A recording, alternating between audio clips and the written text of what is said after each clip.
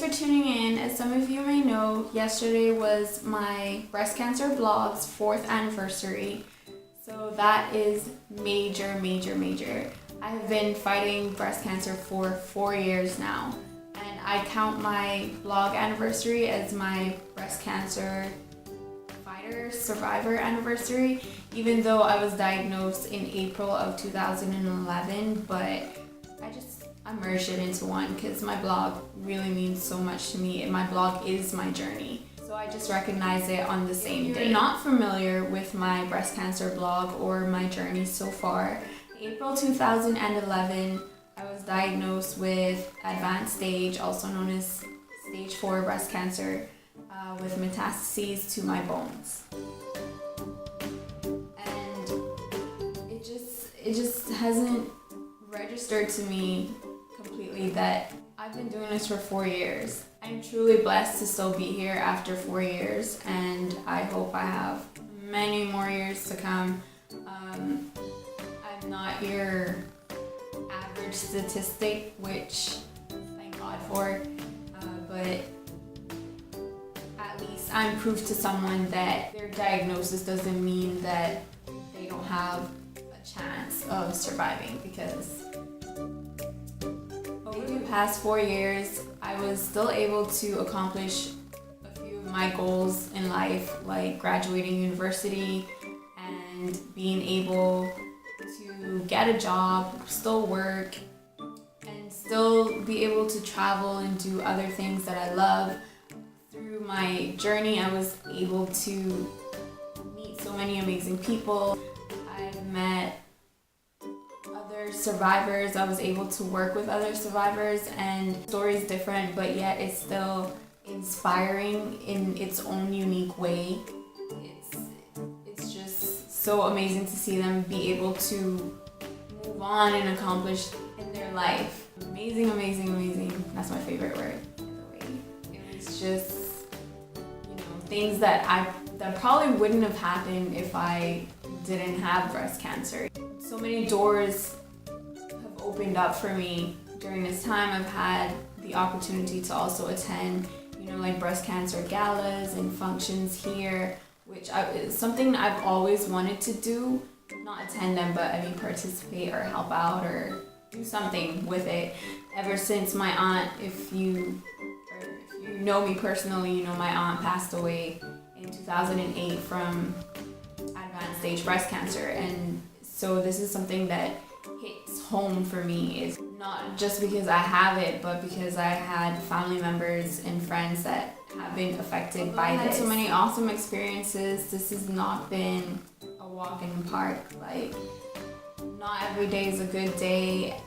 I think it's just, it's your attitude, but at the same time, you're human. So it's hard to maintain a positive attitude all the time. Like, that's just, my boyfriend could do it. I can't do it. So, but I cannot maintain a positive attitude 100% of the time. Like, it just doesn't, I'm human. Like, I have feelings, I have emotions. It's just not possible. And during this time, like, I've had a lot of life lessons, I've had to deal with everything on top of my illness. Usual breakups, friendships ending,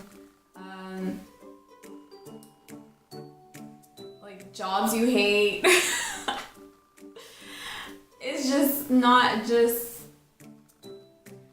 focused on my health 100% of the time. Like, I'm still dealing with all the other things in life that regular people deal with, but it's hard because you're not normal per se. It's like you're living with an illness, and then you're still having to deal with life's harder lessons. Like, I've seen the ugly side of the cancer industry, I should put it. Like, everything's not just pink and marketing and, it's not just hurrahs. You have people that will use you to their advantage. It's the same with just about any other thing. The cancer industry is a major ticket, and I try not to get caught up in all of that. It's something that I have to live with. I'm wearing pink right now, but that was unintentional, okay? And it's like not pink, it's melon. So don't think I'm a cheese ball.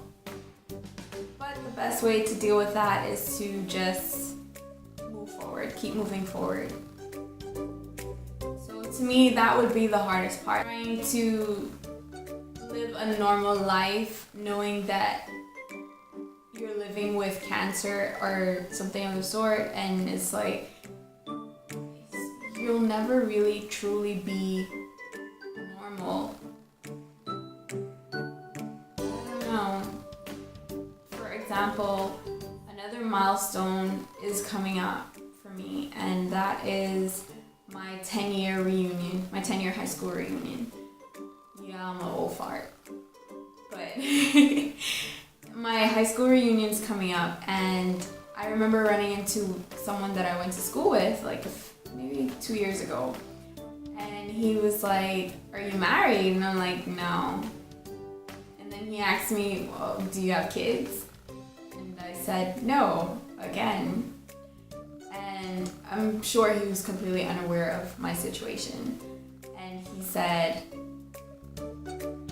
"Oh," he gave me that look like, "I feel bad for you."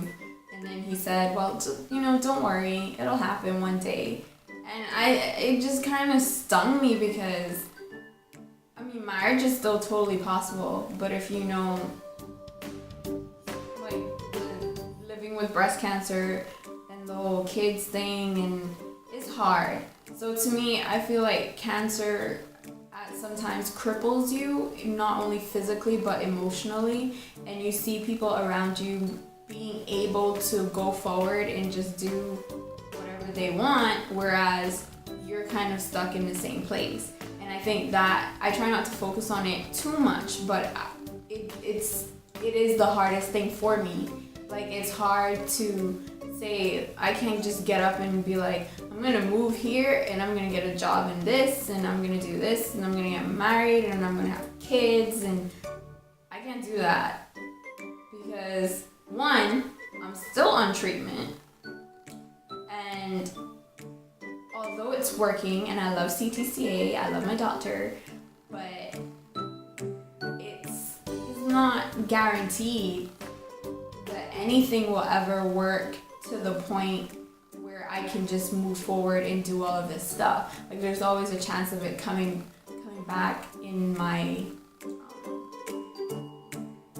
I'm not gonna say that because then I have to knock on every piece of wood in this room. But it's just, it's not impossible, but at the same time it's not likely either. So, like, I think that's what hurts me the most with it, is feeling like you're stuck in limbo and the world's moving around. Which brings me back to what keeps me motivated, and that is the fact that I haven't accomplished everything in life, and I really do want to keep moving forward. I do want to keep doing what I have to do to survive, because I'm not done, and I think that's what I'm most afraid of. That's what keeps me pushing forward, is I'm not done here.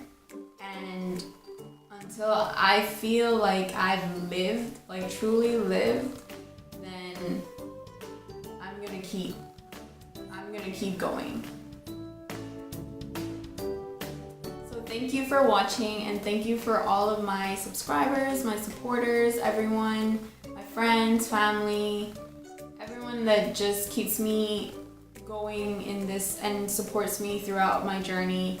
And I appreciate you guys so much.